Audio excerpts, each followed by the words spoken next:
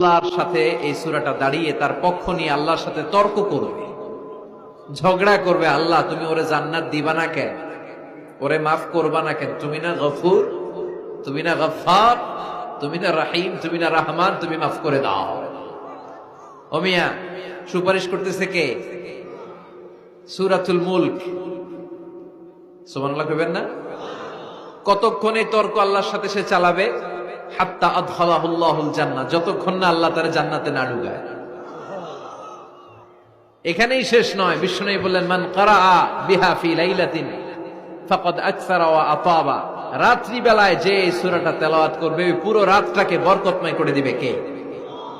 এজন্য বিশ্বনবী বলেন আমি চাই আমার সব উম্মত এই সূরাটা মুখস্থ করে নেক। তখনই আল্লাহর সাথে তর্ক করবে, ঝগড়া করবে। আল্লাহ তুমি ওরে জান্নাত দিবা না কেন, ওরে মাফ করবা না কেন? তুমি না গফুর, তুমি না গফফার, তুমি না রাহিম, তুমি না রহমান, তুমি মাফ করে দাও।